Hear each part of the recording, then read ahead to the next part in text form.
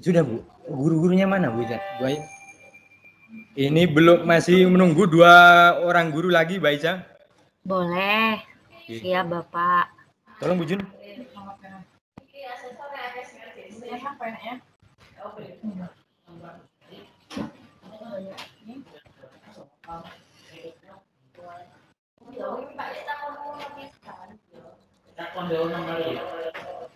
Nggih, Mbak Ica, sehubungan dengan table manner, anak-anak tadi sudah saya sampaikan, silakan kalian berkoordinasi. Kemudian saya akan menghubungannya dengan Aston karena Aston bersedia. Iya, benar Pak. Nanti biar kalau misal memang sudah confirm, nanti kan untuk harga dan segala macamnya nanti bisa kontak dengan Bu Vita Pak ya. Bapak kan sudah ada kontaknya Bu Vita ya Pak ya. Jadi nanti biar bisa disesuaikan. Kira-kira berapa siswa nantinya Pak rencananya? Rencana kalau jadian anak yang 3 kelas Mbak Ica. 3 kelas itu 100 lebih. Oke, baik Pak. Itu mau dijadikan satu sesi atau seperti apa Pak? Kalau aturannya boleh, tidak masalah. Oh baik. Nanti kami akan koordinasikan lagi dengan tim salesnya ya Pak ya. Gitu. Jadi nanti tinggal untuk istilahnya rundown-nya, setelah itu untuk tanggalnya, biaya atau bagaimana nanti bisa sama Bu Vita aja ya Pak ya. Kalau saya sih mungkin nanti cuman ngasih materi pada saat hotel tour gitu. Jadi nanti untuk trainernya dengan Pak Ali selaku FB manajernya Bapak. Iya. Iya, kalau acaranya kan sudah umum lah sifatnya. Nggih, benar sekali Bapak. Yang jurusan Bu Ida, yang jurusan belum join ya? Jurusan yang gurunya. Iya, katanya pembawanya sudah. Mana ada ya? Belum masuk. Mohon maaf Mbak Ica, agak. Nggih. Nggak apa-apa Bapak. Sudah siap belum? Kalau saya sih sebenarnya sudah siap sih Pak. Materinya kan apa? Departemen hotel ya? Iya, departemen hotel benar. Sama mungkin sedikit tentang organisasinya. Kalau struktur rasanya udah ya kemarin. Cuman saya sih nggak struktur ada sih Pak untuk jabatannya. Gampang yang struktur di-share. Yang struktur bisa. Saya share nanti untuk strukturnya. Iya Pak, siap.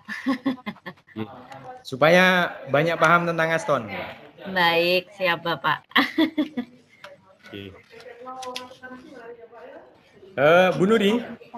Selamat pagi Bu Nuri. Bu Nuri.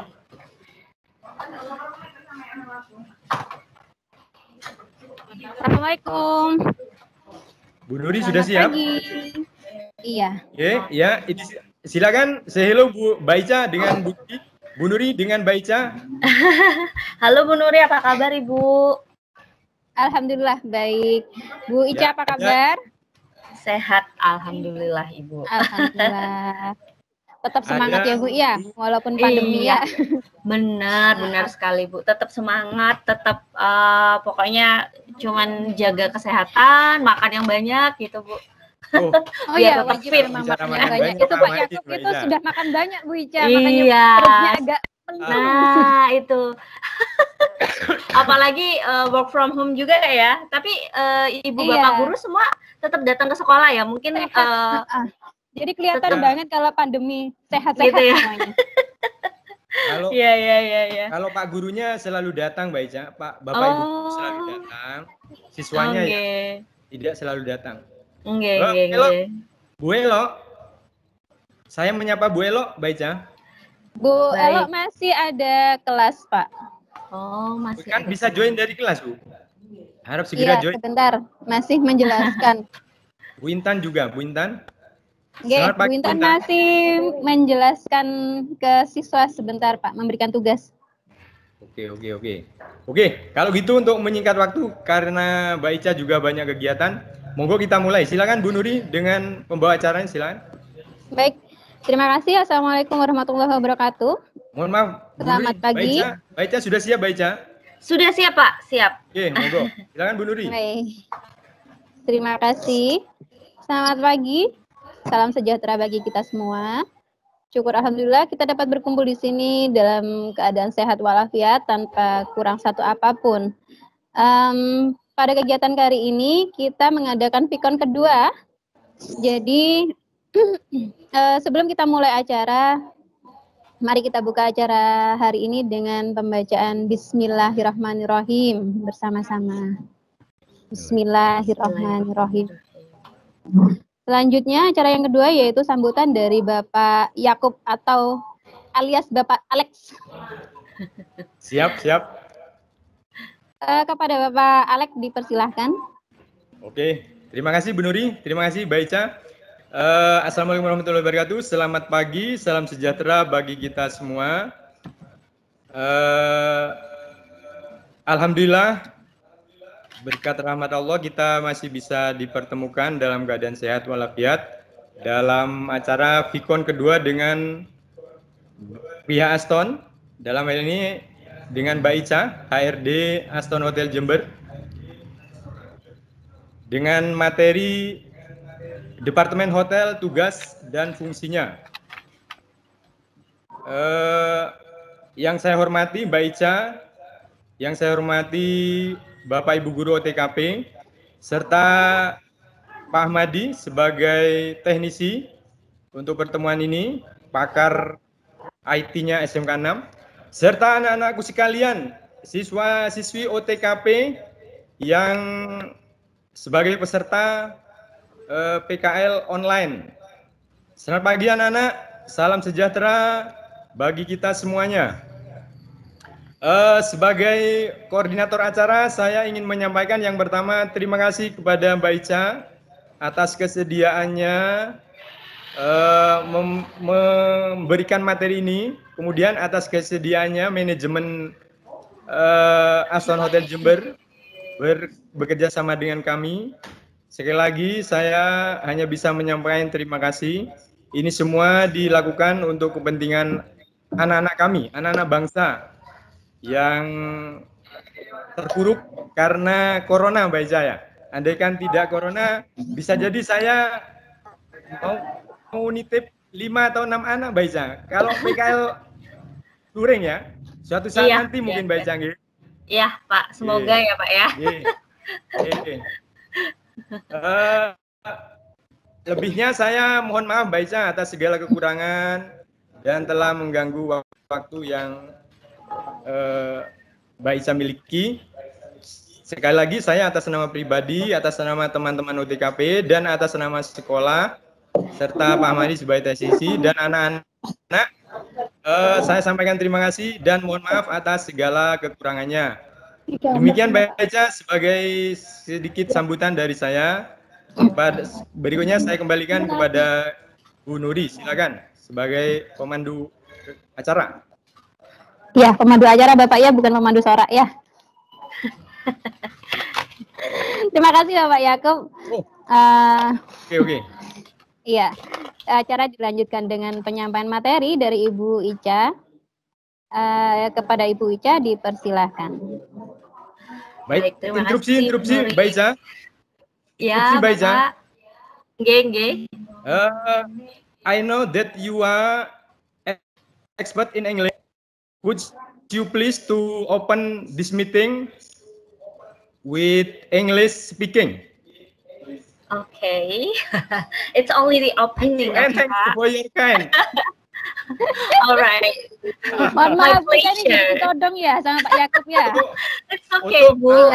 Untuk anak-anak mengajarinya ya. Sekalian pembelajaran buat anak-anak juga soalnya ya. Oh, betul. Oke, siap. Silakan. Baik. Okay, thank you for the chance and the opportunity for me to have this webinar, because this is actually what I really want, and this is I have a target here to give any knowledge for all of the trainee And I'm so grateful to have SMK Negeri 6 Jember as distance internship program. So in Archipelago International, we called it as distance internship program. That's really helpful for all of the students in Indonesia, I think, because this is what we really want to have or want to share as you know, like in this pandemic era, and I hope it will be very useful for all of the students of, you know, like vocational high school, something like that. And well, I think saya rasa nanti pada saat saya menjelaskan I think enough instruksi, Miss Ica. Ya, oke. Iya, Pak. I think enough all about me because I don't know. Oke. What do you say? I don't understand. It's okay, Pak. Kita sama-sama belajar ya, Pak ya. Yes. But thanks for your kind. Okay. Ya. Well noted, Bapak. Thank you. Oke, jadi terima kasih, baik. Sama-sama, Bapak. Untuk gambaran bagi anak-anak, kalau bisa bahasa Inggris itu seperti itu gitu loh, Mbak. Saya itu memang orang yang sulit belajar bahasa Inggris. Sudah beli buku banyak di rumah itu, tapi belum bisa. Nggih, monggo Pak Ica. Dilanjut. Iya, baik. Terima kasih banyak, Bapak. Oke, baik. Kalau begitu, saya ingin menyapa adik-adik sekalian yang saat ini sedang berada di depan PC mungkin ya, dan juga di depan mobile phone-nya masing-masing. Semoga semuanya kabarnya sehat-sehat ya, gitu. Nah, hari ini kita akan belajar tentang fungsi dari Departemen Hotel. Nah, saya juga akan sedikit memberikan materi tentang kalau adik-adik sebenarnya kan sudah pasti tahu ya hotel itu seperti apa, tapi mungkin adik-adik belum tahu nih apa sih ciri-cirinya hotel itu. Misal nih, hotel bintang 1 sampai 5 itu bedanya apa, di mana gitu ya. Nah, jadi sekarang kita akan belajar tentang itu dan juga mengenai administrasi atau fungsi dari peran setiap departemen yang ada di perhotelan. Baik, langsung saja saya akan share. Oke.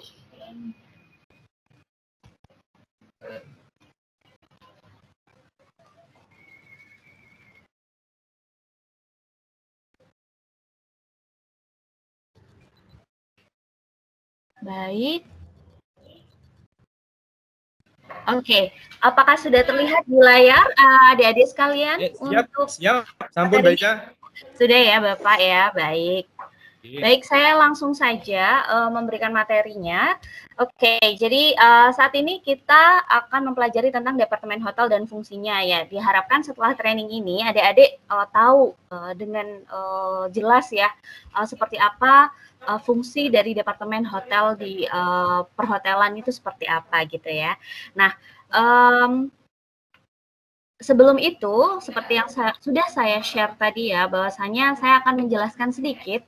Kalau untuk perhotelan sudah pasti hotel maksud saya, adik-adik semua sudah tahu. Cuman di sini menurut expert dari Bapak Widana Putra ya, di sini didefinisikan sebagai suatu jenis akomodasi yang dikelola secara komersil dengan menggunakan sebagian atau seluruh bangunan yang ada untuk menyediakan fasilitas pelayanan atau jasa penginapan, makanan, minuman serta jasa yang lainnya di mana fasilitas dan pelayanan tersebut disediakan untuk para tamu dan masyarakat umum yang ingin menginap. Nah, artinya di sini hotel itu merupakan tempat di mana bisa menyediakan fasilitas ya yang pasti untuk tamu dan juga masyarakat yang membutuhkan gitu ya. Jadi ada, kalau adik-adik tahu banyak sekali ya, selain kamar kita juga ada produk-produk dan fasilitas-fasilitas lain yang sudah saya jelaskan kemarin ya Dek ya.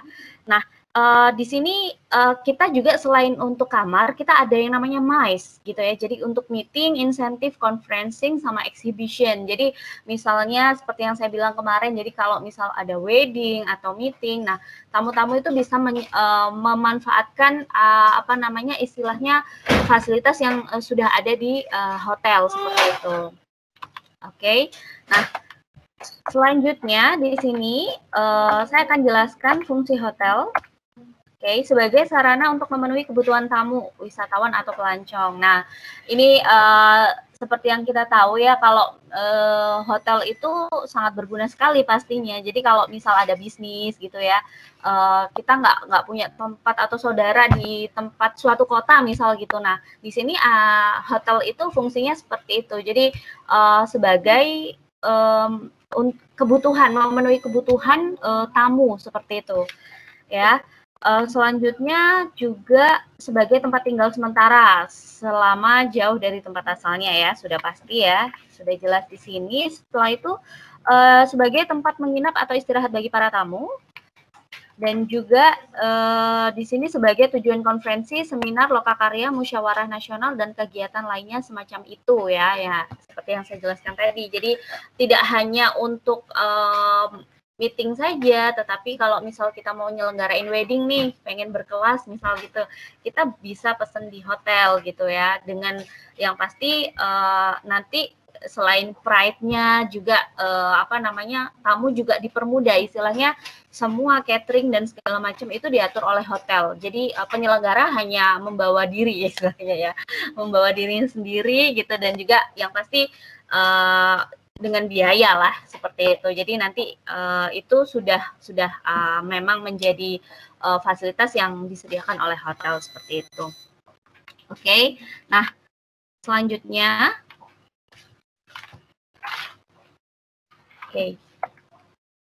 Oke, di sini jenis-jenis hotel berdasarkan lokasi ya. Nah, jadi ada 3 jenis ya, berdasarkan lokasi. Sebenarnya ada banyak, cuman di sini karena saya rasa adik-adik perlu tahu yang ini, karena ini yang benar-benar apa ya, yang memang utama ya, yang biasanya ada gitu ya. Gitu. Jadi kalau untuk resort hotel sendiri itu merupakan tempat menginap yang berlokasi di area tertentu, misalnya seperti pegunungan gitu ya, di tepi danau, di tepi pantai, dan juga istilahnya kalau adik-adik semua, apa sih bedanya resort hotel gitu ya sama hotel residence? Nah, bedanya ya itu gitu ya. Jadi biasanya kalau resort hotel itu digunakan sebagai leisure atau istilahnya kalau pengen liburan kayak gitu ya, jadi keluarga gitu. Jadi marketnya atau apa namanya, market yang diambil gitu ya, pasarnya yang diambil itu adalah family gitu ya. Jadi leisure gitu. Jadi untuk benar-benar untuk liburan, dan juga untuk istilahnya untuk keluarga lah gitu ya. Jadi lingkupnya di sana gitu. Jadi mungkin contoh resortnya sendiri itu biasanya kalau di resort itu kita ada kebetulan di Archipelago atau di Aston ya, di Aston Group itu kita ada. Di Bali juga ada, di Lombok juga ada gitu ya. Jadi memang benar-benar di lokasi tertentu, jadi di pegunungan misal atau di danau. Nah, itu namanya resort hotel gitu ya. Nah, selanjutnya adalah residential hotel. Nah, kalau untuk residential hotel itu merupakan hotel yang dibangun atau memang diperuntukkan bagi orang-orang yang biasanya tinggal dengan jangka waktu yang agak lama ya, dan juga apa namanya, biasanya terletak di daerah pinggiran kota yang besar dan jauh dari keramaian kota, misalnya seperti itu, gitu ya. Jadi itu untuk residential hotel. Nah, selanjutnya city hotel ya. Nah, kalau untuk city hotel sendiri itu biasanya letaknya di perkotaan, yang biasanya juga digunakan masyarakat untuk menginap dalam jangka waktu yang pendek gitu ya, dan juga sebagai transit gitu ya. Misalnya mungkin untuk bisnis kayak gitu bisa gitu ya. Cuman sekarang sebenarnya kalau di Indonesia sendiri residential sama city hotel itu nggak ada bedanya sih gitu. Yang saat ini dibedakan itu hanya mungkin orang akan mengenal tentang brand aja sih gitu, tidak lebih khusus oh oke, ini residential hotel, oke ini city hotel gitu ya. Jadi tidak tidak terlalu memikirkan hal itu. Yang penting saat ini kalau untuk orang-orang yang saat ini memilih untuk tinggal di hotel, mereka akan lebih memilih kepada ini brand apa sih gitu ya, gitu. Jadi lebih memilih lebih demanding lagi kayak gitu ya. Oke, nah selanjutnya di sini jenis hotel berdasarkan bintang. Nah, umumnya penilaian bintang pada hotel itu diukur berdasarkan jumlah kamar yang disediakan. Setelah itu yang kedua adalah struktur dari bangunan hotel, perlengkapan dan fasilitas yang disediakan, dan mutu pelayanan. Nah, jadi itulah yang membedakan hotel bintang 1 sampai dengan bintang 5 itu di situ gitu ya. Jadi ada hal-hal yang memang sudah menjadi acuan tersendiri gitu ya. Nah, dan juga di sini aspek penilaiannya juga dilakukan oleh Dinas Pariwisata Daerah gitu. Jadi tidak serta-merta pada saat seorang pengusaha ingin bikin usaha hotel nih, nggak langsung oke, aku bintang 4 nih gini. Nah, itu semua ada syaratnya gitu ya. Jadi semua itu ditentukan dengan yang namanya aspek penilaian tadi gitu ya. Jadi harus memiliki fasilitas-fasilitas tertentu. Nah, jadi untuk klasifikasinya sendiri, adik-adik kalau pengen tahu ya, jadi kalau untuk hotel bintang 1 itu biasanya jumlah kamar minimalnya tipe standar itu harus ada 15, fasilitas kamar mandi dalam dan juga luas kamar minimum 20 meter persegi gitu. Nah, itu untuk bintang 1. Oke, setelah itu untuk bintang 2 di sini memiliki setidaknya 20 kamar tipe standar dan 1 kamar tipe suite gitu ya. Dan fasilitas di kamar itu harus ada telepon, TV, AC. Nah, itu sudah harus ada gitu. Jadi aspek penilaian tadi pada saat seorang pengusaha ingin membuka hotel gitu ya, itu harus dilihat dari hal-hal yang seperti ini gitu. Jadi apa yang menjadi mandatori dari atau keharusan menjadi hotel bintang berapa gitu ya. Nah, setelah itu tata udara, pengaturan udara yang baik, luas kamarnya standar minimal 22 meter persegi gitu ya. Pengamanan pintu kamar, ada lobbynya dan juga fasilitas olahraga dan rekreasi, dan juga terdapat bar gitu. Selanjutnya Oke, nah untuk hotel bintang 3 di sini paling tidak harus punya kamar 30 tipe standar. 30 kamar ya istilahnya ya. Suite-nya harus ada 2 minimal gitu. Ada AC, TV, WiFi sudah diharuskan di sini ya, karena itu sudah menjadi fasilitas yang saat ini memang sudah ditentukan untuk aspek penilaian sebagai bintang 3. Ada sarana olahraga, permainan, luas kamar minimal 24 meter persegi, untuk suite-nya 48 meter persegi, ada restoran juga, dan juga valet parking gitu. Nah, kalau valet parking apa sih Bu valet parking itu? Nah, kalau misal adik-adik sering lihat TV gitu ya, kalau misal memang belum pernah tinggal di hotel selama ini, kalau kita lihat di drama-drama Korea ini, adik-adik semua yang suka Korea ya mungkin. Kalau ada cebol gitu ya, atau apa sih orang konglomerat gitu ya, gitu datang gitu, terus datang ke hotel, ada karyawan hotel yang memarkirkan mobilnya. Nah, itu disebut valet parking seperti itu. Oke, selanjutnya untuk bintang 4 sendiri, kamar standar minimal harus ada 50, suite-nya juga harus ada 3 kamar, fasilitasnya kurang lebih sama, cuman di sini harus ada laundry dan juga minibar ya, istilahnya kulkas kecil. Biasanya kalau di setiap kamar tuh ada minibarnya juga gitu. Ada lobby, minimal luasnya juga harus ditentukan. Di sini ada 100 meter persegi, ada barnya, ada water heater, setelah itu ada gym juga ya, dan juga fasilitas-fasilitas seperti sauna, jacuzzi, seperti itu harus ada gitu. Karena di sini semakin tinggi bintangnya, maka fasilitas dan juga pelayanan juga harus berbanding lurus gitu ya. Jadi harus benar-benar lebih banyak lagi fasilitas yang diberikan dan disuguhkan untuk tamu gitu ya. Nah, selanjutnya hotel bintang 5 di sini minimal ada 100 kamar tipe standar dengan suite 3 kamar. Setelah itu untuk fasilitas kamar kualitas nomor 1 ada tempat tidur, kamar mandi udah pasti ya, udah hampir sama lah ya.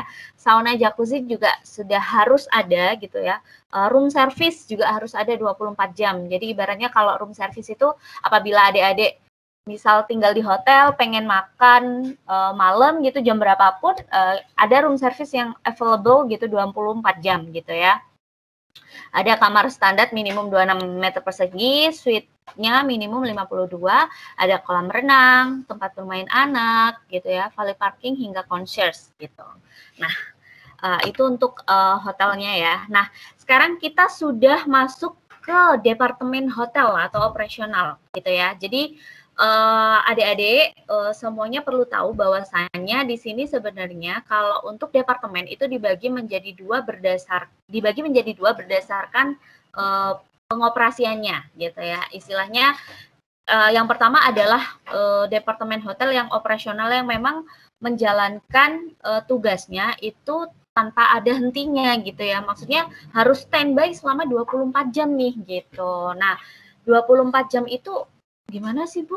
Apa benar-benar harus kerja 24 jam? Enggak sih gitu ya. Jadi di sini ada sistem shifting. Nah, shift-shiftan ya kayak di rumah sakit itu tim operasional juga sama sih kalau di rumah sakit sama hotel tuh hampir sama, bedanya cuman kalau rumah sakit untuk orang yang sakit, kalau di hotel kan untuk orang-orang yang memang berniat menginap, entah itu untuk leisure atau entah itu untuk bisnis gitu ya.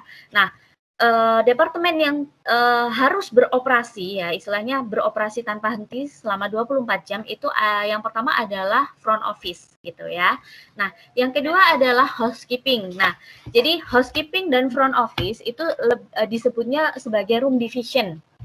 Jadi room division itu istilahnya divisi kamar yang memang mereka berdua harus banyak lebih berkomunikasinya, harus intens gitu, karena kalau front office seperti yang kita tahu di bagian depan yang men-check-in-kan tamu, setelah itu yang housekeeping yang membereskan kamar gitu. Jadi mereka untuk departemen mereka itu harus saling sering berhubungan intens seperti itu gitu ya. Nah, setelah itu untuk yang ketiga di sini ada F&B service. Setelah itu ada juga F&B product ya, food and beverage. Jadi food and beverage itu juga ada dua ya, jadi ada service, ada produk. Nah, nanti kita akan belajar lebih lanjut lagi tentang perannya dan juga fungsinya gitu ya. Nah, setelah itu ada engineering dan juga ada security gitu ya. Oke, nah ini untuk departemen hotel yang operasional, yang mereka bekerjanya itu 24 jam gitu, meskipun ada shifting, jadi ada shift middle, ada shift pagi, sore, dan juga malam gitu ya. Oke, nah selanjutnya di sini ada back office atau departemen hotel BOH, back of the house gitu ya, yang memang kerjanya itu sesuai dengan jam kerja kantor gitu ya. Jadi seperti adik-adik semuanya nih, misalnya kalau kantor-kantor yang biasanya kerja gitu ya, istilahnya kerjanya tuh hari Senin sampai dengan hari Jumat, Sabtu Minggu libur, hari nasional juga libur seperti itu. Nah, di sini untuk departemen hotel untuk back office ada 4 ya di hotel ini. Ada human resources atau HRD gitu ya. Setelah itu ada finance and accounting, ada administrative and general, dan juga ada sales and marketing. Nah, oke, kita lanjut. Nah, yang pertama adalah front office. Oke. Nah, di sini definisinya untuk front office itu adalah salah satu departemen yang ada di hotel yang mempunyai tanggung jawab atas penerimaan, pemesanan kamar, melakukan proses kedatangan dan keberangkatan, dan merupakan departemen yang ada paling depan di hotel. Nah, jadi front office itu ibaratnya seperti frontliner ya adik-adik ya. Kalau adik-adik datang ke bank gitu kan bisa ketemu sama customer service nih. Nah, kalau di Aston itu kita ada namanya front office istilahnya departemennya, jadi bagian depan gitu ya, yang untuk men-check-in-kan tamu, melayani tamu pada saat tamu tersebut membutuhkan informasi gitu ya. Nah, Nah, di sini dijelaskan juga untuk fungsi dan tugasnya gitu. Yang pertama adalah melakukan penjualan kamar hotel. Nah, sudah pasti ya. Jadi sebagai seorang frontliner gitu ya, meskipun di hotel itu sudah ada bagian sales and marketing, tim frontliner pun ini juga berfungsi atau mempunyai fungsi dan peran untuk memberi istilahnya apa ya? Istilahnya upsell gitu ya, harus berusaha untuk menjual kamar atau misal kalau ada tamu nih stay di kamar yang standar misal ya. Nah, kita punya target untuk gimana caranya supaya tamu itu bisa kita upselling gitu. Kita bisa tawarkan di sini ada kamar superior Ibu gitu ya. Jadi kita harus punya skill atau kecakapan yang baik untuk dengan customer gitu ya. Pak Pur. Oke, nah selanjutnya melakukan penjualan kamar hotel sudah paham ya teman-teman ya. Nah selanjutnya menyampaikan segala informasi tentang hotel. Nah misalnya nih tamu ini datang gitu ya ke Aston gitu, pengen tahu Mbak di sini pusat perbelanjaan terdekat itu di mana ya gitu ya, misal seperti itu. Nah kita harus paham nih, kita harus punya pengetahuan tentang yang ada di misal di Aston Jember nih. Di Aston Jember itu yang istilahnya itu yang penting, apa namanya, tempat-tempat yang penting, tempat-tempat kuliner kita tuh harus paham gitu ya. Nah itulah apa namanya, menjadi seorang frontliner itu knowledge-nya juga harus banyak gitu. Kita harus mengerti tentang apa yang ada di sekitar kita, apa yang origin dari kota kita gitu ya. Nah itu karena tidak boleh seorang front office atau frontliner itu tidak mengetahui tentang apa yang menjadi ciri khas dari hotel kita atau tempat kita bekerja atau kota di mana kita tinggal gitu ya. Jadi pengetahuannya harus diasah gitu ya, seperti itu. Nah setelah itu mengkoordinasikan pelayanan tamu. Nah misalnya nih ada tamu yang pengen, Mbak saya pengen besok pick up ya gitu. Jadi ada penjemputan misal seperti itu. Jadi keinginan tamu itu disampaikan ke front office. Biasanya tim front office akan menyampaikan ke semua divisi. Jadi kebutuhan apa yang tamu itu inginkan gitu. Jadi misal kalau misal ada contoh nih, kalau misal ada di kamar itu ada AC-nya misal nggak dingin gitu ya. Nah, dari situ front office akan menyampaikan ke tim engineering gitu ya untuk membantu memperbaiki seperti itu, gitu ya. Nah, selanjutnya mengurus pembayaran tamu. Nah, ini sudah pasti ya. Jadi misal kita check in gitu, kita kan pasti akan bayar langsung ke front office gitu. Jadi entah itu apa namanya, kita langsung by cash atau juga banyak ya. Jadi adik-adik mungkin perlu tahu juga kalau di hotel itu, kalau di Aston sih lebih ke sana ya, kita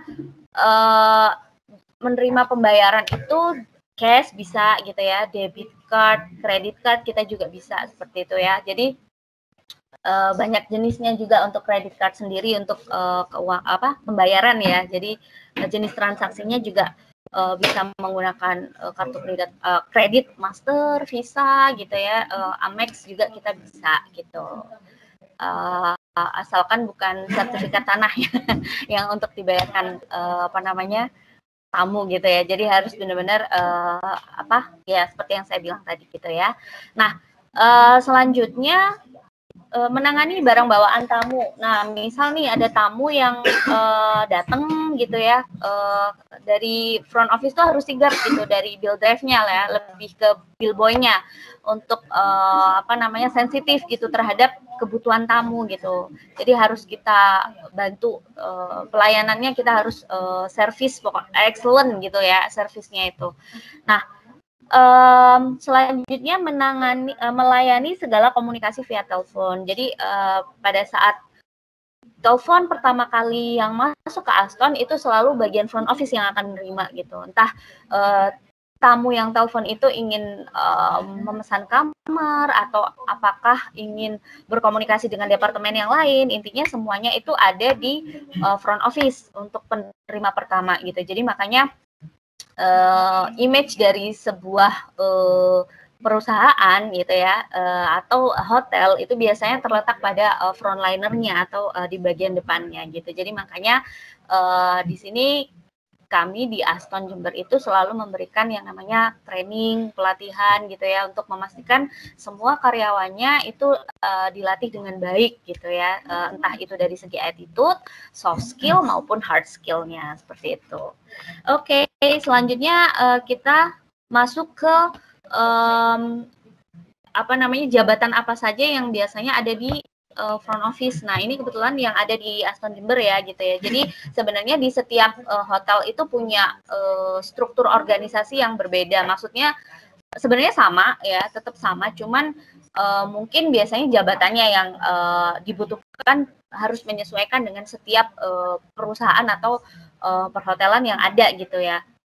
Jadi kalau untuk di Aston Jember sendiri di sini untuk di bagian departemen head-nya di sini disebutnya adalah front office manager begitu ya. Nah, setelah front office manager ini sebagai manager ya, istilahnya kalau di departemen FU sendiri yang paling tinggi di sini adalah FU manager. Nah, setelahnya di bawahnya itu ada asisten manager ya dengan jabatan duty manager gitu ya. Nah, yang jelas kalau untuk dari sisi sebagai manajer itu mereka sebagai controlling ya gitu. Nah, kalau untuk duty manager itu membantu membantu atasannya atau membantu manajernya untuk melakukan controlling itu tadi gitu ya. Nah, setelah itu di bawahnya ada FO supervisor gitu ya.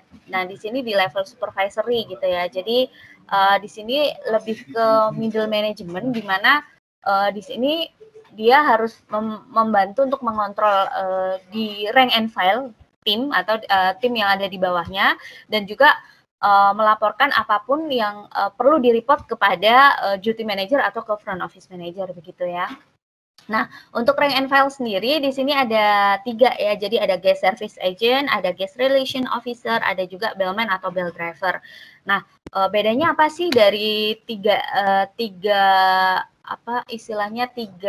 jabatan ini gitu ya. Nah, kalau guest service agent itu biasanya yang langsung menangani seperti reception ya. Jadi ibaratnya kalau di bank gitu ya, biasanya itu sebagai customer service. Nah, guest service agent gitu ya. Jadi yang menangani handle check-in check-out tamu, setelah itu pembayaran itu juga dengan guest service agent. Nah, kalau untuk guest relation officer itu lebih kepada pelayanan kepada tamu. Misalnya pada saat ada tamu datang, guest relation officer itu berusaha untuk beramah tamah gitu ya dengan tamu gitu. Jadi memastikan kebutuhan tamu, setelah itu memberikan penjelasan dan juga biasanya guiding gitu ya. Jadi maksudnya pengantaran juga ke atas sampai dengan di depan kamar seperti itu. Jadi penjelasan kepada tamu seperti itu.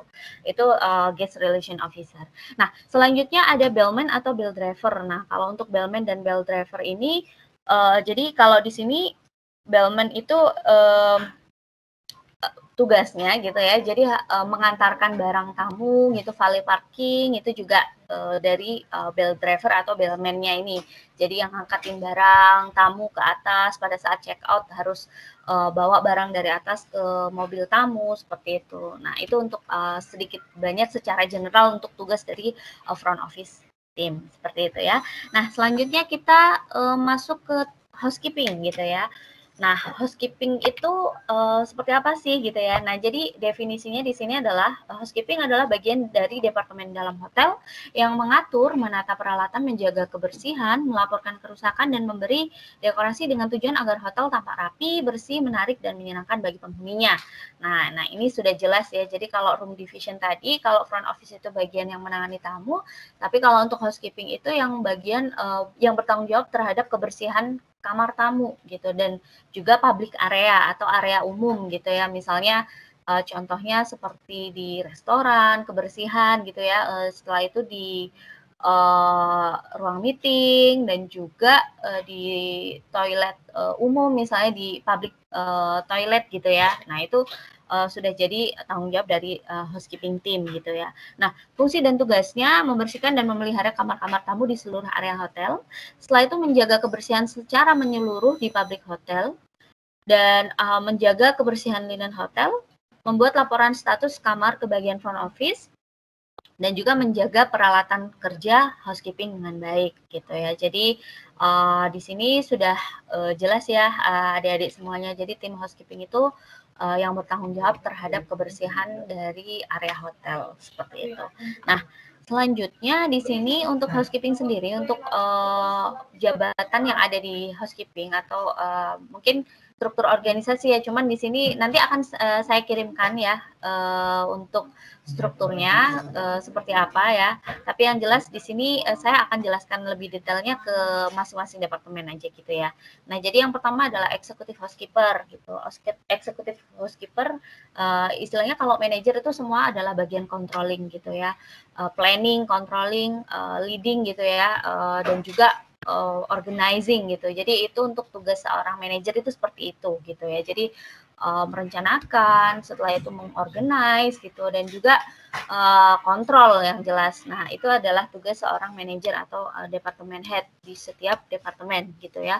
Nah, selanjutnya di bawah itu ada supervisor. Nah, supervisor dan FP product. Nah, kita langsung aja ya gitu. Nah, jadi kalau untuk F&B service sendiri itu adalah bagian pelayanan gitu ya. Jadi yang bertugas in touch langsung sama tamu gitu ya. Nah, jadi fungsi dan tugasnya di sini kalau untuk service sendiri itu adalah melayani kebutuhan makan dan minum para tamu di restoran, bar, kamar hotel maupun catering hotel gitu ya. Misal kalau untuk catering hotel misal ada dari luar ada pesen makanannya aja misal seperti itu gitu ya, atau ada pesanan dinner di suatu perusahaan kayak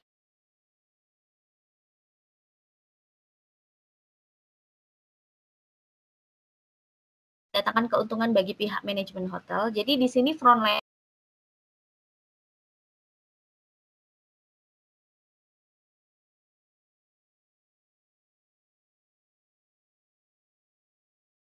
dan kebutuhan tamu mengenai makanan dan minuman.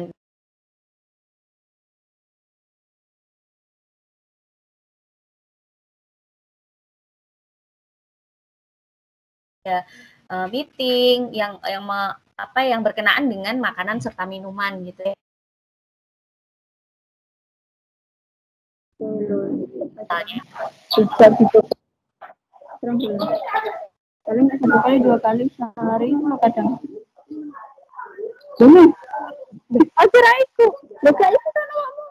Iya iki. Aku. Oh kata kayak wajah.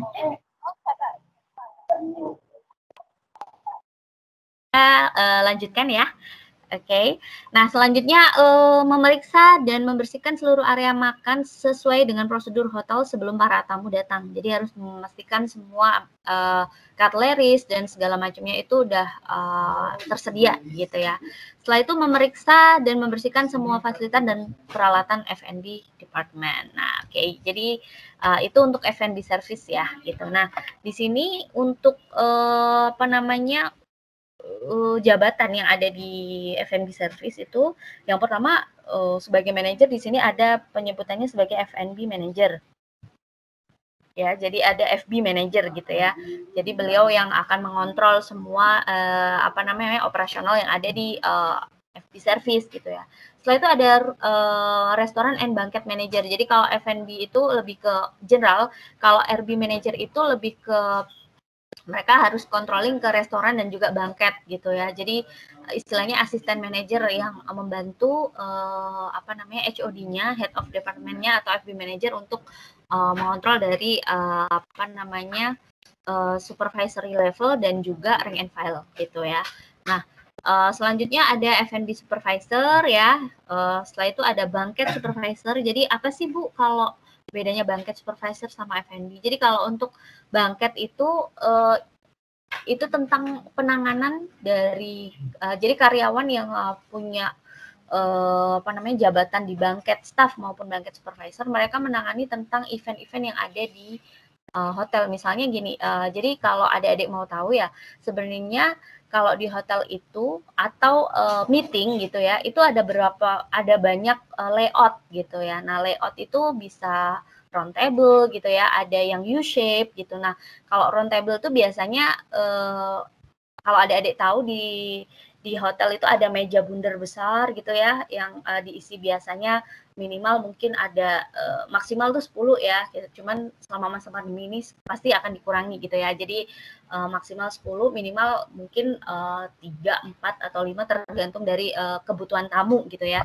Nah, di situ itu biasanya yang digunakan untuk dinner gitu. Jadi tergantung dari kebutuhan tamu nih, tamunya pengen menyelenggarakan acara apa. Kalau ada acara workshop nggak mungkin kan kita pakai round table gitu ya. Mereka pasti pengennya classroom gitu ya, karena workshop gitu. Jadi selain ada seminar, selain ada penjelasan, nantinya mereka akan ditugaskan untuk melakukan sesuatu, itu namanya workshop gitu. Dan mereka pasti membutuhkan yang namanya classroom gitu. Nah, dari situ itu istilahnya dari bangket staff itu harus memastikan setiap pemesanan tamu dari setiap event itu dilakukan sesuai dengan keinginan tamu, dan juga yang pasti sesuai dengan standar yang sudah ditentukan dari setiap SOP di setiap departemen, seperti itu. Oke, selanjutnya adalah FP Captain. Nah, FP Captain ini lebih kepada pada saat ini ya, biasanya pengorderan gitu. FP Captain itu yang memang memastikan pemesanan dari tamu atau customer itu sesuai dengan apa yang diminta oleh tamu gitu ya. Jadi dari situ FP Captain-nya yang harus memesan pesanan yang dipesan tamu itu tadi ke belakang gitu, diinformasikan ke bagian F&B product gitu ya. Nah, selanjutnya ada waiter, waitress, dan bangket staff tadi ya. Jadi kalau waiter, waitress adik-adik pasti tahu ya. Jadi kalau untuk tamu saji ya istilahnya yang melayani tamu di restoran seperti itu. Oke, selanjutnya kita ada FB product. Nah, di sini FB product itu bagian kalau untuk yang service tadi itu yang in touch sama tamu yang melayani. Nah, kalau FB product itu yang di belakang layar nih yang masak gitu ya, yang goyang wajan yang sebesar itu gitu ya. Nah, itu bagian dari F&B product gitu. Nah, di sini fungsi dan tugasnya adalah mengolah bahan makanan mentah menjadi makanan yang siap saji, yang pasti itu ya. Jadi yang bagian yang masak lah istilahnya gitu. Setelah itu membuat masakan yang mempunyai cita rasa, bertanggung jawab atas makanan dan minuman yang dibuat apakah sudah memenuhi syarat dari segi kesehatan. Nah, di sini semua itu di setiap departemen tuh seperti yang saya bilang tadi ada SOP gitu, ada golden rules istilahnya, kalau kita di sini nyebutnya golden rules. Nah, golden rules dari setiap penyajian itu ada sendiri gitu. Jadi tidak serta-merta masak udah langsung di serve ke tamu. Nggak seperti itu juga. Jadi kalau di hotel itu pasti ada golden rules atau SOP-nya. Jadi kalau misal kita mau nyediain nasi goreng, minimal harus ada apa-apa, kondimennya apa-apa. Nah, itu harus ada gitu. Nah, disitulah itulah kenapa ya biasanya kalau teman-teman mungkin bedanya apa sih gitu kan kalau kita makan nasi goreng di hotel sama nasi goreng yang biasanya kita makan di misal di warung atau di restoran gitu ya. Nah, di situ pasti akan ada bedanya gitu ya, seperti itu. Oke, nah itu tentang F&B, produk dan juga service ya. Nah, selanjutnya kita masuk ke untuk jabatannya ya. Paling tinggi di sini adalah executive chef ya, yang bagian controlling ya. Setelah itu di bawahnya di sini ada junior sous chef. Biasanya ada assistant manager sous chef ya. Cuman biasanya tergantung dari kebutuhan dari setiap hotel atau kebutuhan dari departemen tersebut, atau bisa juga kebutuhan dari manning yang ada di setiap departemen, atau istilahnya di situ tergantung dari karyawannya itu sendiri. Kalau misal dia dari chef de party, misalnya kita nggak bisa langsung jadi sous chef ya gitu. Jadi harus junior sous chef dulu karena dia masih baru misal seperti itu, dan evaluasi itu pasti akan dilakukan oleh setiap dev head-nya gitu ya. Nah, selanjutnya ada cook and pastry cook gitu ya. Nah, kalau untuk cook dan pastry cook ini, kalau pastry cook itu bagian yang masak bikin roti gitu ya. Nah, kalau untuk cook sendiri itu yang masak di penggorengannya gitu. Nah, terus apa sih bedanya sama cook helper? Nah, bedanya sama cook helper adalah kalau cook helper itu biasanya kita tidak boleh langsung memasak gitu ya. Jadi yang cook helper itu istilahnya yang bantu-bantu cook nih, yang bantu untuk mungkin ngiris gitu ya, untuk terus yang bantu ngupas. Nah, itu cook helper gitu ya. Jadi itu bedanya cook sama cook helper. Setelah itu ada butcher, di sini ada bagian yang memotong daging kayak gitu ya. Ikan gitu. Nah, itu udah khusus tersendiri nih. Ya, ikan, daging semuanya itu udah tersendiri, dan yang pasti SOP-nya juga sudah ada, setiap harus berapa gram nih dagingnya kalau bikin ini gitu ya. Nah, itu semua sudah ada SOP-nya. Selanjutnya ada steward. Nah, steward ini bagian yang mencuci piring ya, mencuci piring. Jadi kalau misal adik-adik semua mikir, oh enak ya cuma nyuci piring gitu ya, tapi adik-adik nggak bisa bayangin gitu aja ya, karena nyuci piring pada saat restoran itu sedang banyak tamu, bisa dibayangin berapa piring yang mereka cuci gitu kan ya. Jadi untuk plate-nya sendiri itu kan nggak cuma satu gitu, jadi ada B&B plate, jadi ada dinner plate gitu. Jadi sendoknya pun masing-masing gitu ya. Terus piring buat makan sendiri, bowl sendiri gitu ya. Terus habis itu semuanya itu standar dari hotel tuh pasti ada masing-masing gitu ya. Di restoran pun juga sama gitu. Jadi berapa banyak ya, kalau kita di sini terima tamu 300 saja, wow berapa banyak yang mereka harus cuci gitu ya. Nah, seperti itu. Oke, selanjutnya kita ke security. Nah, kalau untuk security sendiri, adik-adik mungkin sudah paham ya. Jadi di semua perusahaan itu pasti ada security-nya gitu ya. Nah, kalau untuk definisinya sudah pasti tahu ya, karena di sini adalah sebagai garda terdepan yang membantu polisi gitu dalam menjaga keamanan di wilayah kerjanya, dan merupakan tugas yang paling pertama yang ditemui saat kita akan berkunjung di suatu perusahaan. Nah, oke. Sudah jelas ya. Selanjutnya bisa di-mute terlebih dahulu mungkin adik-adik.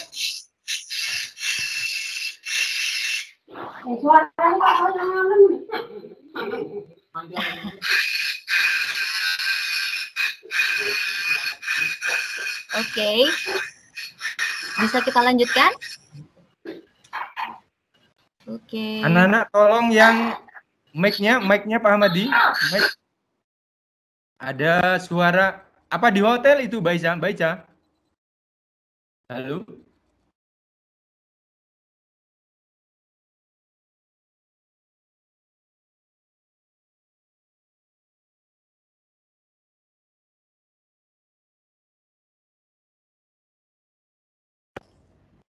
Halo Pak Yakob, punyanya Baica kelihatannya di mute anunya apa, mic-nya.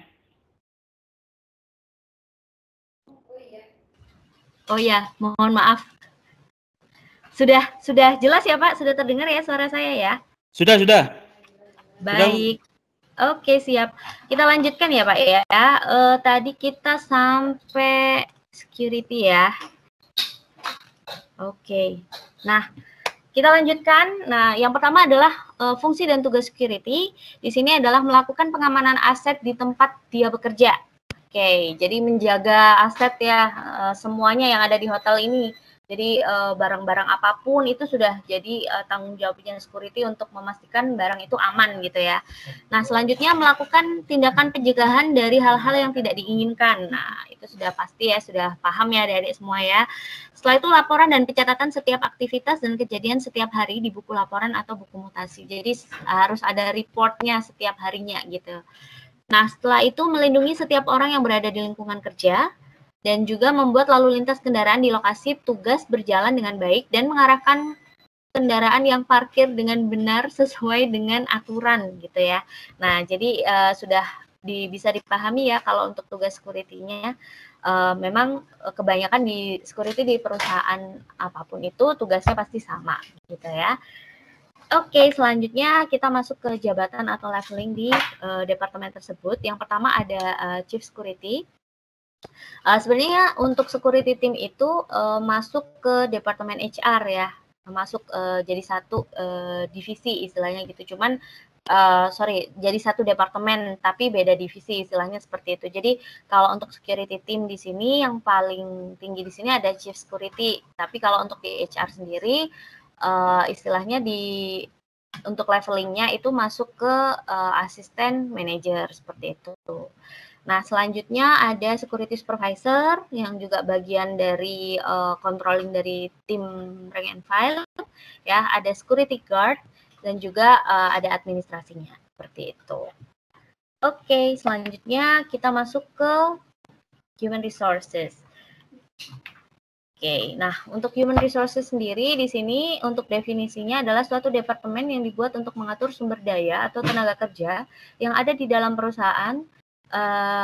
Sistem tersebut diciptakan untuk memaksimalkan setiap individu bekerja secara efektif sehingga tujuan bersama dapat tercapai. Nah, itu untuk HR ya. Nah, kalau HR sendiri sebenarnya itu tergantung ya dari setiap hotel gitu ya, atau bintang hotelnya seperti apa. Nah, jadi struktur organisasinya itu menyesuaikan yang ada di sana gitu. Jadi misal kalau untuk bintang 4 sendiri sebenarnya hanya membutuhkan istilahnya bagian training, HR administrasi, dan juga HR manager seperti itu. Tapi kalau untuk yang hotel yang lebih besar lagi atau bintang 5 biasanya rekrutmen ada sendiri gitu ya. Jadi masing-masing divisinya karena memang supaya fokusnya di sana gitu. Karena sebenarnya HR pun tidak akan berhenti melakukan rekrutmen proses gitu ya. Jadi tetap harus dilakukan meskipun kita tidak sedang mencari karyawan, tetap database aktif itu harus ada. Jadi pada saat kita membutuhkan, maka kita akan langsung on call gitu ya, langsung bisa kontak atau retouch sama kita bisa retouch sama calon rekrutmen, calon pegawai istilahnya seperti itu ya gitu.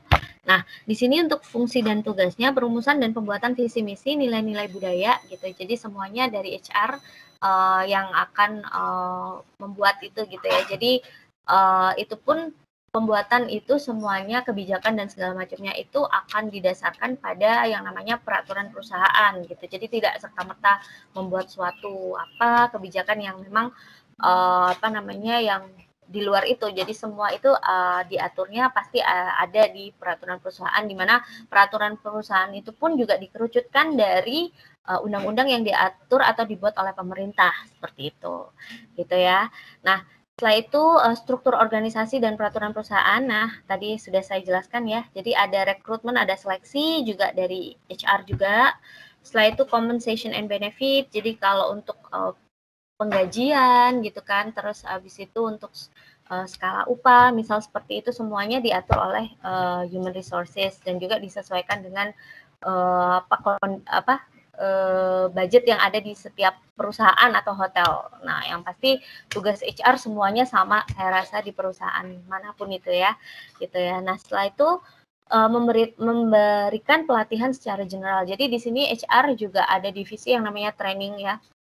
Seperti contohnya saya di sini sebagai HR and Training Officer, di mana saya juga bertugas untuk memastikan karyawan mendapatkan pengetahuan dan juga bisa meningkatkan skill dari masing-masing karyawan itu sendiri, dan juga tetap memberikan soft skill, training soft skill gitu ya. Jadi tidak hanya bagaimana mereka berketerampilan, berpengetahuan, tetapi secara attitude kita juga memastikan bahwasanya kita bisa memberikan pelatihan itu gitu ya. Nah, selanjutnya di sini pengembangan skill dan pengetahuan karyawan. Nah, seperti yang saya jelaskan tadi ya. Jadi kita juga di sini ada yang namanya istilahnya full talent gitu ya. Jadi kita harus kita di sini juga akan berusaha untuk ngecek nih di setiap karyawan tuh siapa sih yang sekiranya kita bisa promote gitu ya, sudah pantas untuk kita promote ke karir yang lebih tinggi lagi seperti itu. Nah, dari HR pun kita juga harus tahu tentang itu gitu. Jadi dari situ HR juga harus berusaha untuk mengembangkan setiap skill, knowledge dan juga attitude dari karyawan itu sendiri gitu ya. Oke. Nah, untuk human resource sendiri di sini ada yang paling atas ya, di sini di departemen ini adalah HR manager. Seperti yang saya bilang tadi, jadi planning, leading, organizing dan juga controlling semua dari HR manager. Nah, selanjutnya ada HR officer, ada training officer ya, gitu ya. Kalau HR officer biasanya lebih ke pengaturan tentang administrasi dan segala macamnya tentang HR ya. Jadi kalau di HR sendiri itu ada bagian rekrutmen itu biasanya kalau di bintang 4 biasanya ke training officers ya. Kalau rekrutmen, kalau HR officer tuh administrasi sih lebih ke sana gitu ya.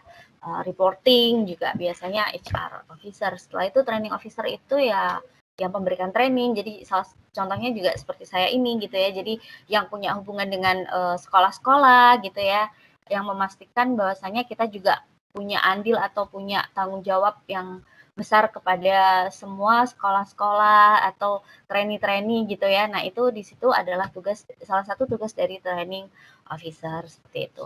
Nah, ada juga kalau misal di hotel yang lain itu ada juga ya bagian rekrutmen gitu ya. Jadi bagian yang seperti saya bilang tadi untuk merekrut karyawan gitu ya. Jadi ada banyak sih gitu sebenarnya divisinya kalau kita mau belajar tentang HR atau tentang departemen di hotel gitu ya. Jadi semakin tinggi bintangnya maka untuk struktur organisasinya juga pasti akan semakin lebih luas lagi gitu ya.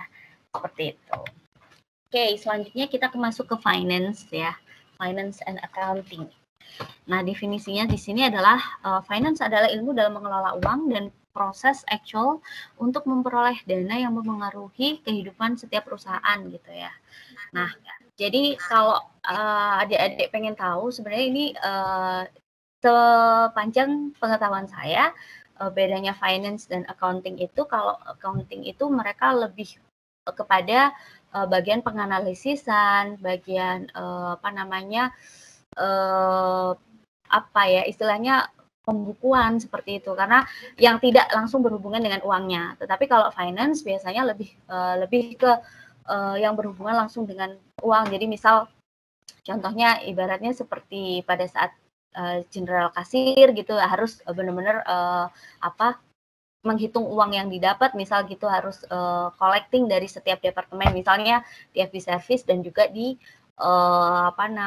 front office seperti itu. Nah, itu di finance gitu. Jadi sedikit banyak perbedaan dari accounting dan finance di sana gitu ya. Nah, kalau di Aston Jember sendiri ini finance dan accounting itu tetap ada gitu di semua divisinya gitu ya. Nah, setelah itu di sini untuk fungsi dan tugasnya yang pertama adalah melakukan pengelolaan keuangan perusahaan. Nah, sudah pasti ya. Jadi nanti ada bagian-bagian atau jabatan-jabatan yang memang punya punya job description sendiri-sendiri ya, nanti saya akan jelaskan. Setelah itu melakukan penginputan semua transaksi keuangan, sudah pasti ya, melakukan transaksi keuangan perusahaan, melakukan pembayaran kepada supplier, melakukan penagihan kepada customer, setelah itu mengontrol aktivitas keuangan atau transaksi keuangan perusahaan, membuat laporan mengenai aktivitas keuangan perusahaan, melakukan verifikasi terhadap keabsahan dokumen yang diterima, melakukan evaluasi budget, menyiapkan dokumen penagihan, invoice atau kwitansi tagihan beserta kelengkapannya, dan juga melakukan rekonsiliasi ya, seperti itu. Nah, selanjutnya untuk finance sendiri kalau di Aston Jember itu kebetulan yang pertama itu ada ada banyak jabatan ya di sini gitu ya. Nah, di sini yang paling tinggi untuk finance leadernya saat ini adalah chief accountant gitu ya. Tapi sebenarnya untuk tugasnya sudah seperti controlling finance gitu ya. Jadi mengontrol semua keuangan secara general seperti itu. Nah, selanjutnya ada income auditor di mana di sini tugas utamanya adalah melakukan audit terhadap pendapatan yang didapat oleh hotel gitu ya. Jadi setiap pendapatan yang masuk semuanya itu udah sesuai belum sama. Jadi yang memastikan di sini adalah IA-nya ya. Jadi memastikan uang yang masuk itu udah sesuai belum sama yang di sistem, misal seperti itu. Nah, itu auditor dari income atau pendapatan ini yang akan melakukan pengecekan setiap harinya kepada report yang sudah diberikan dari FB service dan juga front office ya, karena di sini bagian yang menerima uang kalau di hotel itu ada dua gitu ya, jadi ada ada FO dan juga FB service gitu. Jadi setiap harinya akan dilakukan pengecekan, ini sudah sesuai belum gitu. Misal apabila ada tamu yang menginap gitu ya, yang harganya di sistem sekian, yang deal-nya itu udah sesuai dengan itu, ataukah reportnya beda. Nah, di situ income auditor akan aktif di sana gitu ya.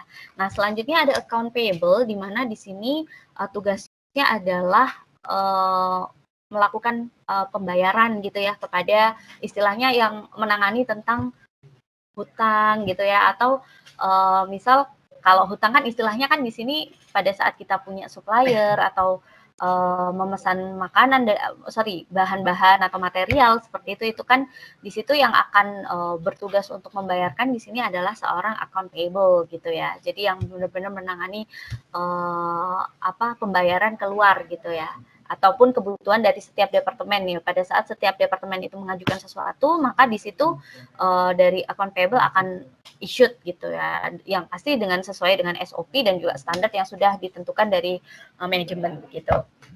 Selanjutnya ada account receivable. Jadi account receivable itu lebih kepada bagian piutang gitu ya. Jadi yang menangani tentang piutang dari perusahaan. Misalnya, contohnya kalau misal orang yang stay di hotel kita itu kan nggak cuman orang yang langsung bayar cash juga ya. Contohnya kayak tamu yang sudah punya corporate contract agreement sama kita, nah itu mereka bisa ada yang namanya credit facility atau fasilitas kredit, di mana perusahaan itu bisa membayar dengan jangka waktu tertentu yang sudah ditentukan SOP dari perusahaan dan juga yang sudah diketahui juga oleh perusahaan lain yang ingin stay di tempat kita gitu misalnya gitu. Nah, di situ AR itu bagian untuk menagih gitu ya. Jadi kalau misalnya ada piutang di perusahaan-perusahaan apa itu, dan juga biasanya membuat invoice gitu ya, itu semua dari account receivable-nya.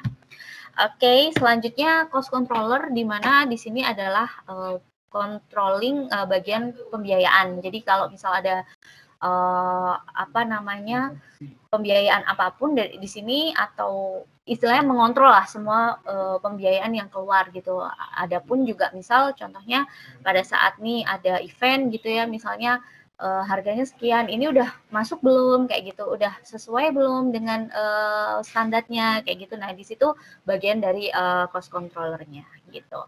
Oke, selanjutnya adalah purchasing, di mana di sini adalah bagian purchase atau pembelian barang gitu ya. Misal, jadi kan nggak mungkin ya di setiap perusahaan itu pasti ada yang namanya purchasing gitu, di mana bagian itu adalah bertugas sebagai pembelian barang atau mempurchase barang apapun itu yang dibutuhkan oleh hotel gitu, yang tentunya ya pasti sudah ada SOP-nya masing-masing gitu ya, pembeliannya harus bagaimana gitu ya. Nah, itu sudah itulah tugasnya dari seorang purchasing. Jadi memastikan semua departemen itu terpenuhi kebutuhannya seperti itu. Oke, ini sudah ya tadi. Saya rasa masih kurang, ada satu lagi. Mohon maaf. Oke, selanjutnya ada sales and marketing. Oke. Nah, sales and marketing itu adalah bagian dari suatu perusahaan yang kegiatannya menjual ya.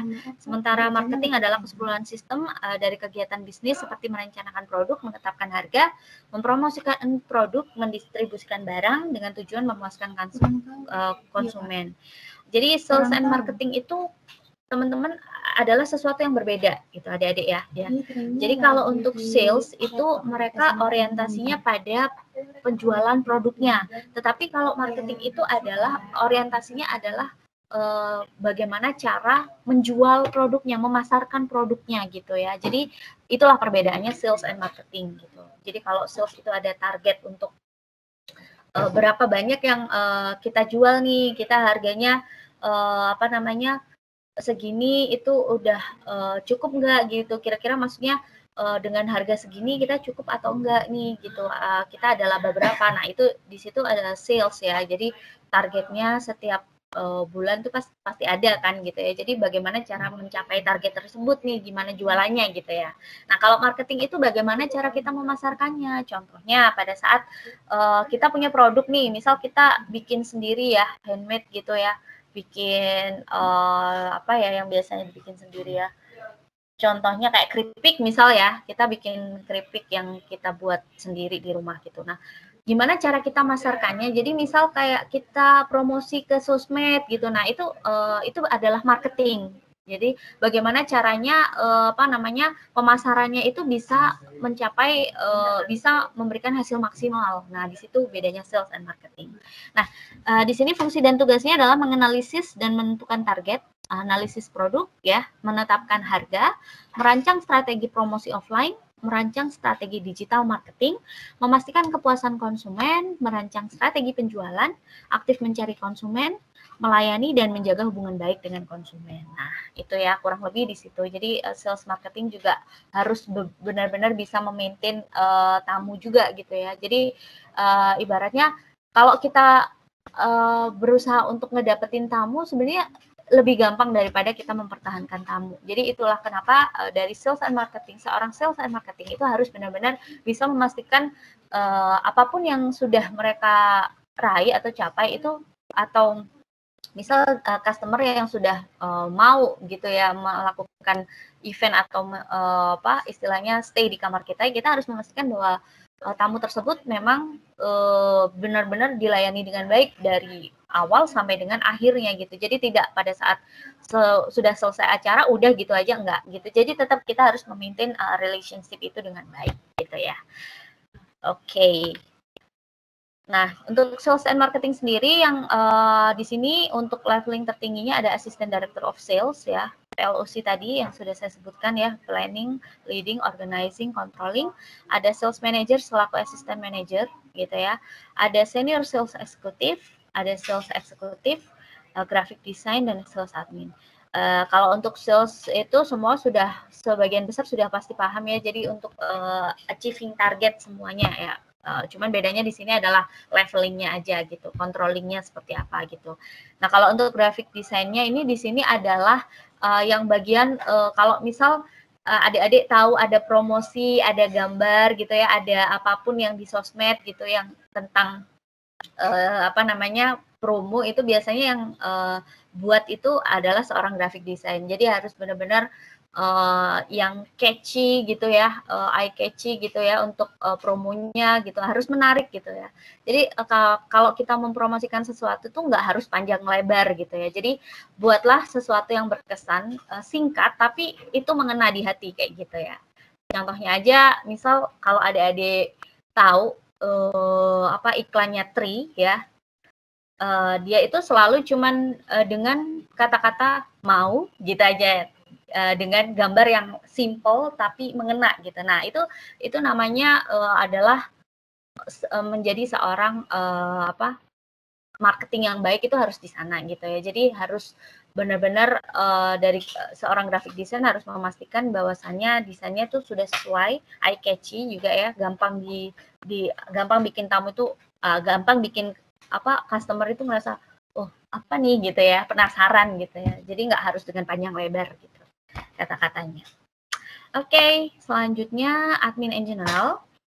Nah, di sini admin in general itu kebetulan divisi dari general manager ya. Jadi ada dua aja ya. Di sini ada general manager dan juga GM secretary, di mana general manager ini departemen yang bertugas mengontrol dan mengawasi seluruh kegiatan di dalam maupun di luar hotel serta mengkoordinir seluruh departemen yang ada di hotel gitu ya. Nah, fungsi dan tugasnya yang pasti memimpin perusahaan dan menjadi motivator bagi karyawannya, mengelola operasional harian perusahaan, merencanakan, melaksanakan, mengkoordinasikan, mengawasi dan menganalisis semua kegiatan aktivitas bisnis, mengelola perusahaan dengan visi dan misi perusahaan, merencanakan, mengelola, mengawasi proses penganggaran di perusahaan, merencanakan dan mengontrol kebijakan perusahaan ya supaya bisa berjalan maksimal dan juga memastikan setiap departemen melakukan strategi perusahaan dengan efektif dan maksimal. Jadi istilahnya seorang general manager itu akan mengontrol semua departemen. Jadi semua dep head-nya itu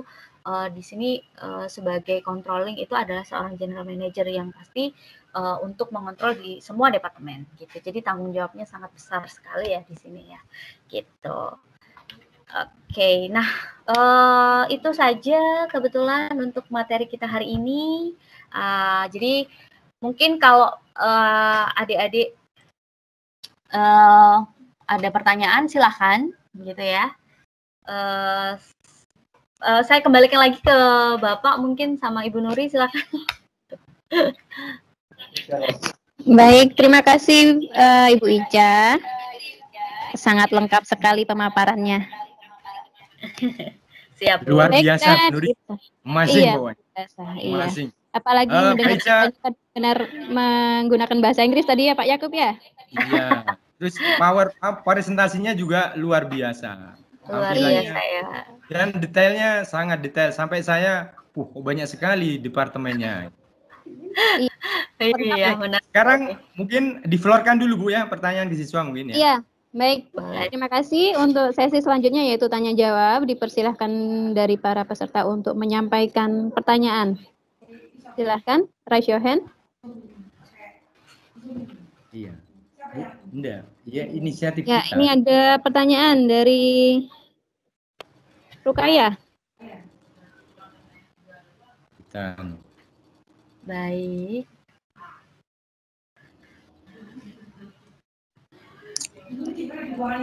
Iya dong. Dari Siti Rukaya Ini ya. akuntansi bergabung loh Bu. Akuntansi bergabung. Ya, di Siti Rukaya. Assalamualaikum warahmatullahi wabarakatuh. Waalaikumsalam warahmatullahi wabarakatuh.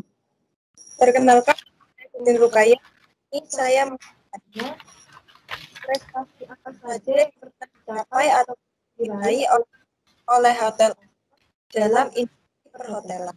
Terima kasih. Ibu mohon maaf, Bu Nuri, suaranya terputus-putus tadi. Oh gitu. Ya, bisa diulang lagi, Rukaya? Atau Bu Nuri yang ulang? Boleh. Baik, tadi pertanyaannya prestasi apa saja yang pernah dicapai Aston Hotel dalam industri perhotelan? Oke, baik. Prestasi apa saja yang sudah dicapai? Oke. Ya. Nah, kita kalau untuk secara general ya, itu banyak sekali kita winning brand awards-nya juga banyak gitu. Jadi secara international globally seperti yang saya bilang tadi gitu ya. Jadi kita masuk top 80 hotels untuk rank globally ya, secara global itu masuk top 80 gitu ya. Ya alhamdulillah di sana winning brands-nya juga banyak sih sebenarnya gitu. Jadi apa namanya, kalau ini kan kalau kita bicara untuk masalah brand itu tidak hanya di Aston Jember sebenarnya gitu ya. Jadi banyak sekali. Kalau untuk di hotel dari kita di apa namanya di area Jember aja, kebetulan kita di sini nomor 1 gitu di TripAdvisor ya, kita masih nomor 1 gitu ya untuk pelayanan terbaik gitu di area Jember ini. Tetapi kalau kita bicara secara global atau mengenai international hotelnya gitu ya, secara global dari Archipelago International kita tuh udah punya banyak gitu. Jadi ada winning brands award-nya kita juga udah ada beberapa gitu ya. Banyak, hampir 8 sampai 9 winning brands award sih kita gitu. Jadi untuk saat ini kita juga tidak terlena dengan itu. Kita tetap harus meningkatkan semuanya dengan baik. Intinya selalu berusaha untuk melakukan yang terbaik, walaupun mungkin saat ini kita sudah mencapai hal-hal yang baik gitu ya, tetapi kita terus berusaha untuk meningkatkan apa ya istilahnya, meningkatkan pelayanan dan juga meningkatkan apa namanya istilahnya yang menjadi hal-hal baik di hotel kita, seperti itu.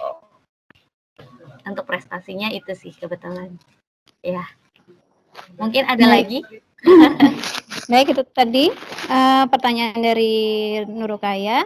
Mungkin ada lagi pertanyaan yang lain? Rini. Silahkan Rini.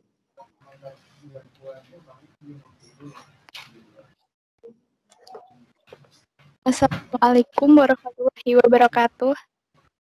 Waalaikumsalam warahmatullahi wabarakatuh. Baik, saya mau bertanya tentang Hotel Aston untuk tentang tenaga kerja. Apakah halo? Apakah terputus? Halo? Ya, Rini silakan. Untuk Hotel Aston sendiri, untuk masalah yang sering dihadapi dalam menangani pengadaan tenaga kerja apa ya, Bu? Biasanya kendalanya? Oke, masalah penangan yang dihadapi pada saat masalah yang dihadapi pada saat penanganan tenaga kerja gitu ya. Sebenarnya kalau kita bicara itu sih kayaknya nggak jauh dari sekolah juga ya gitu. Jadi di sini karakter karyawan itu berbeda-beda gitu ya. Ada yang kalau pas dibilangin langsung nurut gitu. Sama sebenarnya kayak sekolah gitu ya. Jadi siswanya ada banyak gitu ya. Dan punya karakter masing-masing gitu ya. Punya sesuatu khas dari masing-masing karyawan gitu. Tapi di sini itulah tugas seorang HR gitu ya. Kita harus benar-benar bisa menganalisis. Kita harus benar-benar bisa tahu gitu gimana sih caranya kita supaya apa yang sudah akan kita sampaikan ke karyawan A misalnya itu dengan cara apa. Nah, kita harus tahu dulu gitu. Makanya kenapa kita harus mendalami dulu. Oke, anak ini si A ini karakternya seperti ini. Jadi pada saat kita mau mendisiplinkan, nah kita harus tahu dulu ini anak ini kalau dibilangin tuh harus dengan yang sabarkah, harus dengan kasarkah, atau harus seperti apa gitu ya. Nah itu kan karakter itu berbeda-beda gitu. Jadi saya rasa itu sih, dan itu jadi tantangan memang buat kami di HR. Tapi itu semua tetap kita harus lihat dari acuan dari apa yang sudah ada dibuat di peraturan perusahaan gitu. Jadi saya rasa kalau kendala yang benar-benar ada besar gitu tidak akan menjadi masalah, karena acuan kita di sini balik lagi ya, yang pertama tadi adalah kita punya peraturan perusahaan di sini, dan juga kita punya kebijakan di mana kebijakan itu juga bersifat mengikat gitu. Jadi karyawan itu punya hak dan kewajiban gitu ya. Haknya sudah pasti akan didapatkan setelah mereka melakukan kewajiban. Nah, apabila mereka tidak melakukan kewajibannya dengan baik, di sini semua sudah diatur gitu, harus seperti apa. Contohnya apakah kita harus memberikan surat peringatan gitu ya, misal. Nah, itu sudah ada gitu, semua sudah ditentukan. Jadi yang penting itu bagaimana cara menerapkan ini dengan baik. Karena di sini tujuan kita adalah membuat perusahaan ini tetap jalan dengan baik gitu ya. Jadi apapun itu mengenai ketenaga kerjaan gitu ya, kita harus berusaha untuk bagaimana caranya kita bisa mencapai semua tujuan itu jadi satu gitu, dan untuk mencapai yang terbaik, istilahnya seperti itu. Ya, baik Bu, terima kasih. Dengan senang hati. Baik, terima kasih untuk pertanyaannya dari Rini. Selanjutnya adakah pertanyaan lagi? Ya, saya sudah, siswanya sudah Bu ya? Saya Bu. Iya. Wah, Bapak Yakub ternyata yang bertanya. Silakan Pak Yakub. Luar biasa, saya sampaikan terima kasih pada Mbak Icap. Cara penyampaiannya bagus, slide-nya bagus, dan lain-lain. Ini tadi kan bicara masalah departemen hotel ya Mbak ya. Iya, benar sekali Bapak. Kalau disebutkan syarat untuk menduduki itu lebih enak sebenarnya. Saya penasaran dengan ini Mbak, salah satu posisi yaitu yang hubungannya dengan makan ini, FB product ya. Baik. Kualifikasi yang dibutuhkan itu minimal apa Mbak untuk eksekutifnya, eksekutif chef ya? Baik, eksekutif chef. Oke. Ya, yang kedua Baica. Yang kedua Baica, saya pesan kan, Baica sebagai HR yang banyak tahu tentang peluang kerja ini. Kalau bisa Baica, ya dikabari kalau ada peluang untuk anak-anak saya. Ada peluang kerja. Walaupun kita administrasi mungkin untuk bagian yang lain, ya mungkin satpam, mungkin yang security ya, atau baik, Pak. housekeeping, mungkin Baica gitu. Itu tidak harus tapi. Nggih, siap Bapak. Nggih, itu Baica. Nggih, terima kasih. Baik. Oke, saya langsung jawab aja ya Pak ya. Jadi untuk pertanyaan pertama tadi, bagaimana sih gitu ya untuk menjadi seorang eksekutif chef gitu ya? Syaratnya apa? Jadi ini lebih ke job qualification ya misalnya ya. Nah, kalau untuk job qualification sendiri sebenarnya semua itu sama, seorang manajer itu paling tidak harus punya minimal pengalaman 2 tahun gitu di bidang yang di jabatan yang sama. Jadi misalnya seorang eksekutif chef itu harus yang kita rekrut itu harus minimal dia sudah berpengalaman nih 2 tahun gitu ya. Nah setelah itu untuk yang lain-lain itu sebenarnya kalau di perhotelan itu tidak sesulit di perusahaan sih Pak. Kita pasti akan melihat dari pengalaman kerja yang pasti. Karena kalau yang namanya seorang manajer itu yang harus kita lihat adalah pengalaman kerjanya lebih banyaknya gitu. Jadi kita juga akan melakukan yang namanya referensi cek gitu, apakah beliau itu bagus gitu ya. Nah, jadi semuanya itu sesuai dengan job kualifikasi sih, lebih ke sana gitu. Jadi kalau memang untuk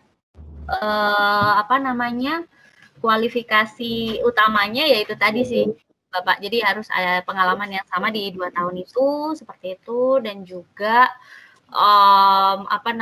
pengalaman kerjanya juga sudah di mana aja gitu ya gitu. Dan juga yang pasti kita juga melakukan referensi cek apakah benar manajer ini dulu benar pengalamannya sebaik itukah, ataukah di tempat bekerjanya yang dulu itu beliau hubungannya baik dengan karyawan yang lain. Nah seperti itu. Jadi kita untuk perhotelan tuh sebenarnya untuk mencari karyawan itu lebih ke sana gitu. Jadi tidak sama sih, sebagian besar perusahaan sepertinya sama sih gitu loh Pak.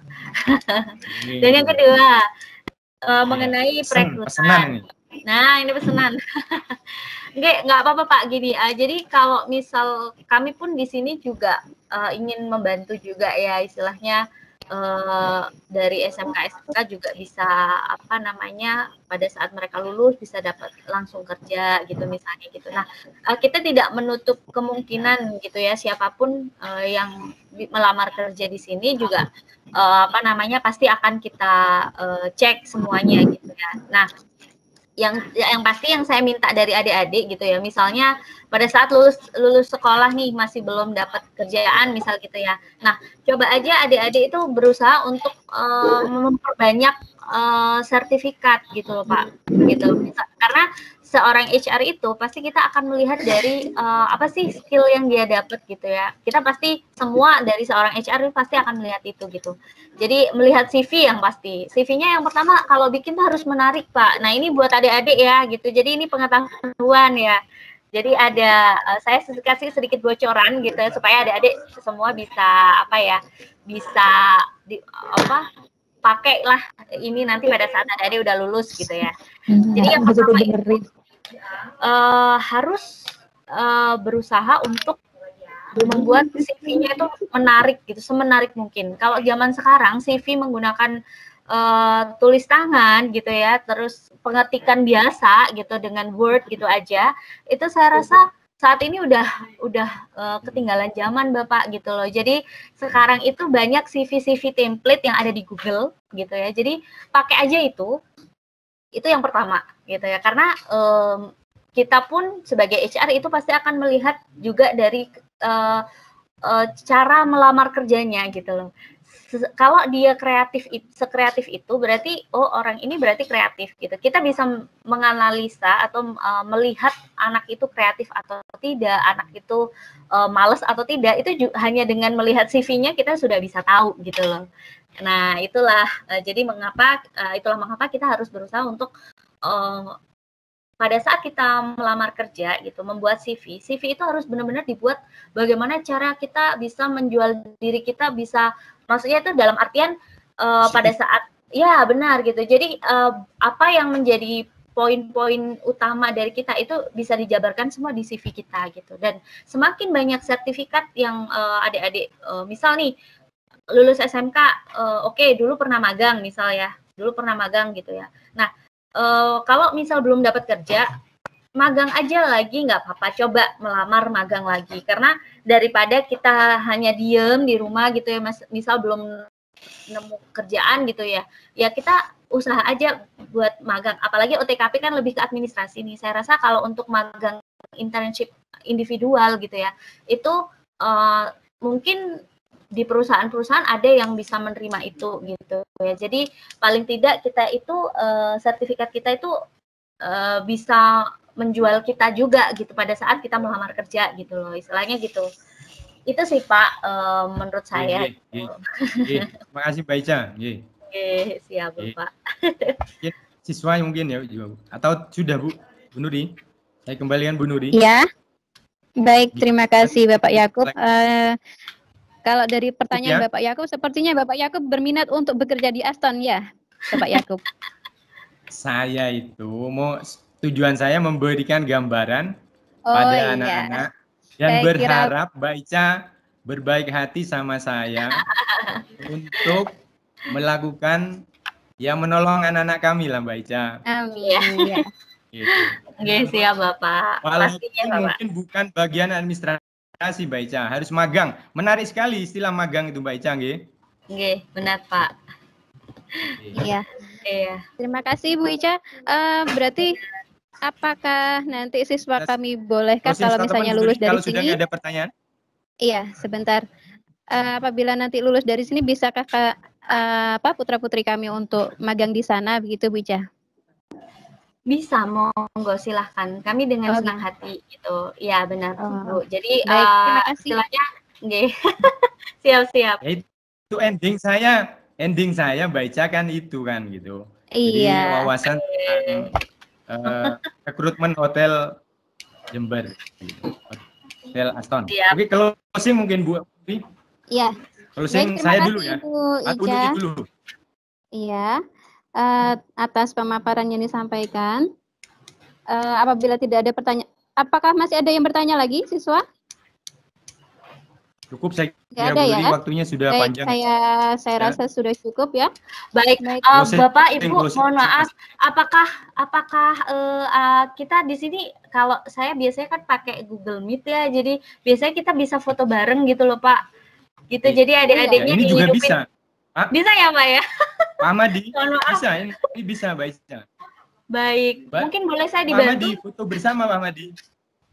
Bentar Mbak Ica. Mari kita foto bersama dulu. Oke, Bapak. Diaktifkan kameranya. Kameranya ya. Saya bisa men-screenshot ya. Yeay. Dari sini. Iya Pak, oke. Oke, silakan diaktifkan. Siap. Anak-anak gimana Pak? Anak-anak juga aktifin ya semuanya ya? Ya, semuanya kameranya. Silakan diaktifkan semuanya, siswa.